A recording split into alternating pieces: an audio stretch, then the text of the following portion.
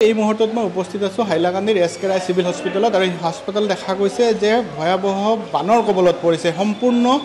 এই চিভিল হাস্পতাল দেখা গৈছে হাইলাকান্দিৰ বৰ্তমান জলমগ্ন কৃত্ৰিম বানৰ কবলত পৰিছে হাইলাকান্দিৰ এখন এছ.কে. চিভিল হস্পিটেল আমি দেখুৱাই আছোঁ ড্ৰেছিং ৰুম হস্পিটেলৰ ভিতৰত ড্ৰেছিং ৰুমৰ কি অৱস্থা হে আমি দেখুৱাবলৈ চেষ্টা কৰিম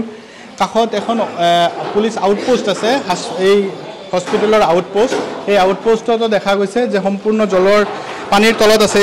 এই আউটপোষ্ট আৰু আমি আৰু আগুৱাই যোৱাৰ চেষ্টা কৰিম এফালৰ পৰা আমি দেখুৱাই যোৱাৰ চেষ্টা কৰিম বৰ্তমান এই হাইলাকান্দিৰ যি চিভিল হাস্পতাল বৰ্তমান দেখা গৈছে সম্পূৰ্ণ জল পানীৰ তলত আছে অপিডি সমূহ আছে যেটো মাইনৰ অটি আছে ৰুম মাইনৰ অটি ৰুমৰ ভিতৰতো দেখা গৈছে যে হুৰহুৰাই পানী প্ৰৱেশ কৰিছে আৰু আগুৱাই যোৱাৰ চেষ্টা কৰিম আমি দেখুৱাবলৈ চেষ্টা কৰিম এইখন হাইলাকান্দিৰ এছ.কে. চিভিল হস্পিটেলৰ অৱস্থা যোৱা 24 ঘণ্টাত হাইলাকান্দিত প্ৰায় 66 মিলিমিটাৰ বৰষুণ হৈছে আৰু তাৰ পিছত দেখা গৈছে এই অৱস্থা হাইলাকান্দিৰ চিভিল হস্পিটেলৰ এখন দেৱাল ভাঙা আছে আৰু এই দেৱাল ভাঙা দেৱালৰে দেখা গৈছে যে পানী প্ৰৱেশ কৰিছে আমি আৰু আগুৱাই যোৱাৰ চেষ্টা কৰিম ৰুম আমি কক্ষসমূহ দেখুৱাম সকলো কক্ষত তে ডাঙৰ প্ৰশ্ন হৈছে যে ৰোগীসকলে পৰিষেবা কেনেকৈ লাভ কৰিব অপিডি স্থানান্তৰ কৰা হৈছে বুলি কোৱা হৈছে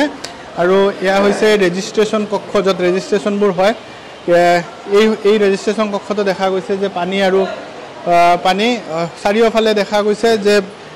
যি নালাৰ পানীসমূহ দেখা গৈছে বৰষুণৰ পানীসমূহ দেখা গৈছে প্ৰৱেশ কৰিছে আৰু সম্পূৰ্ণ জলমগ্ন হৈ পৰিছে এই হাইলাকান্দি চিভিল হাস্পতাল আপোনাৰ পৰা জানিব বিচাৰিম অপিডি ক'ত এতিয়া অপিডি ক'ত অপিডি এই আপোনাৰ কি কয় সুপাৰিনটেণ্ডেণ্ট ৰুমত দেখা গৈছে অপিডি সলনি কৰা হৈছে আৰু ভিতৰৰ ফালে লৈ যোৱা হৈছে এফালে নিষ্কাশন চলিছে নাৰ্ছৰ কক্ষটো আমি দেখুৱাবলৈ চেষ্টা কৰিম নাৰ্ছসকল বহি আছে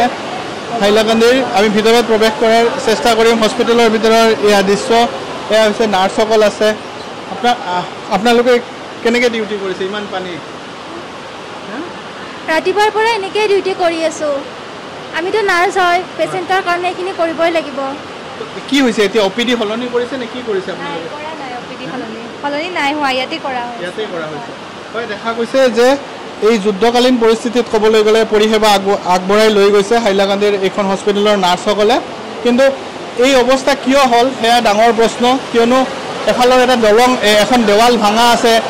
সেই ভাঙা দেৱালেৰে পানী প্ৰৱেশ কৰিছে বুলি কোৱা হৈছে আৰু যাৰ ফলস্বৰূপে এতিয়া সম্পূৰ্ণ পানীৰ তলত ক'ব লাগিব হাইলাকান্দিৰ এইখন এছ.কে. চিভিল হস্পিটেল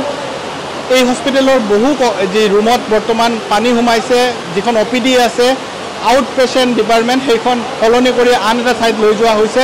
আৰু যুদ্ধকালীন পৰিস্থিতি ক'ব লাগিব এক প্ৰকাৰ পানী নিষ্কাশনৰ ব্যৱস্থা কৰা হৈছে যদিও এতিয়াও পানীৰ তলত আছে হাইলাকান্দিৰ এছ.কে. Civil hospital